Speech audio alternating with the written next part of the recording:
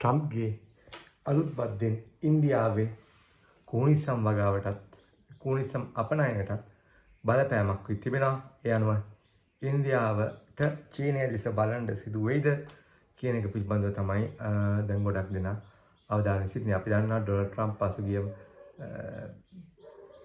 දා ඔහු යම්කිසි ආකාරයකට මුළු ලෝකෙටම බලපාන පරිදි රටවල් 60කට පමණ තීරුබදු පැනීමක් සිදු කරනු ලැබුවා.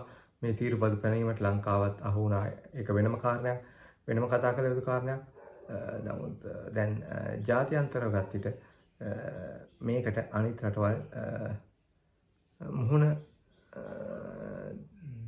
දෙමින් සිටින අතරතුරට ඉන්දියාවේ කෝනිසම් වගාවට යම්කිසි ආකාරයකට ප්‍රධාන බලපෑමක් එල්ල වී තිබෙනවා. විශේෂයෙන් ඉන්දියාවේ කෝනිසම් වගා අපනයනය ඇමරිකානු වෙළඳපොළ කේන්ද්‍ර කරගෙන සිදුවන බව තමයි කියන්නට ඕනේ.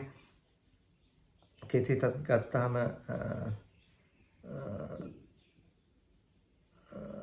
මෙහිදී ඉන්දියාවට බදු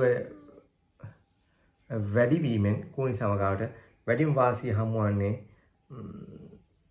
ඉක්වදෝරයේ බව තමයි පෙනී යන්නේ ඩොනල්ඩ් ට්‍රම්ප්ගේ බදු පැනීමෙන් පසු. කෙසේත් ඉන්දියාවට 26ක පමණ කෝනිසම් සඳහා බද්දක් ඩොනල්ඩ් ට්‍රම්ප් විසින් පනවා තිබෙනවා. ඒ අනුව ඉන්දියානු කෝනිසම් වගාව ඇත්තටම ඩොලර් බිලියන 7ක් පමණ ඉතා විශාල එකක්. දැන් මේකට තමයි ප්‍රධාන බලපෑමක් එල්ලවීමට නියමිතව තිබෙන්නේ කියන එක මතක් කළ යුතුයි.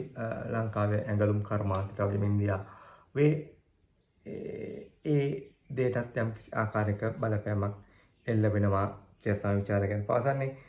කෙසේතත් කන්ටේනර් 2000ක් පමණ මෙම බිලියන සඳහා අපනයනය කිරීමක් සිදුවන බව තමයි මතක තබා ගත යුත්තේ මෙය නරඹන ඔබ. කෙසේතත් ඉන්දියාවේ කෝනිසම් වගා කරන පුද්ගලයන් පවසන්නේ තමුන්ට මෙයින් ඉතා විශාල පාඩුවක් සිදුවන බව.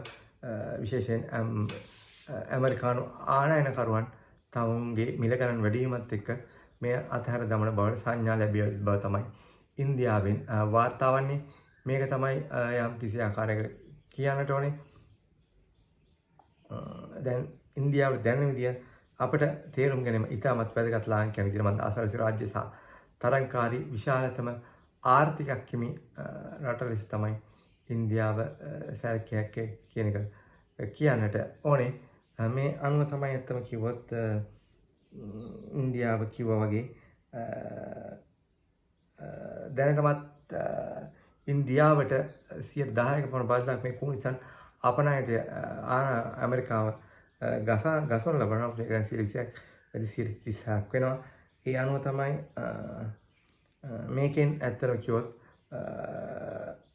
ලක්ෂ 3ක් පමණ ගොවීන් යැපෙනවා කියන්නේ කෝනිසම් වගා කරන ගොවීන් අපි කියන කෝනිසම් ඇති කරන ගොවීන්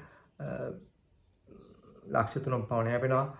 ඒ අනුව තමයි ඇත්තටම කිව්වොත් දැන් ඔවුන්ටත් යම් කිසි ආකාරයක චීනයේ දිශාවට හැරෙන්නට සිදු වී තිබෙන බව තමයි පෙනියන්නේ.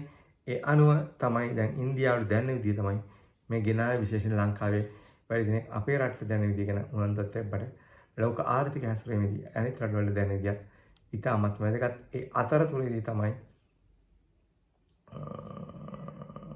ඉන්දියාවට මෙම ප්‍රශ්නය ඇවිල්ලා දැන් ඔවුන් චීනය දෙසට හැරෙන්නට කටයුතු කරමින් සිටින බව තමයි වාර්තාවක් වන්නේ. කෙසේතත් ට්‍රිලියන මෙට්‍රික් ටොන් 1.8ක් අපනයනය කර තිබෙනවා මෙම ආදායම සඳහා. මේ අනුව තමයි ඉන්දියාව තමුන්ගේ ඒ අපනයනයන් යන රටවල් වෙනස් කරමින් චීනය වැනි රටවලට අලුතින් අපනයනය කිරීමට උත්සාහයක් ගන්න ලබන්නේ කියන එක කියන්නටම ඕනේ.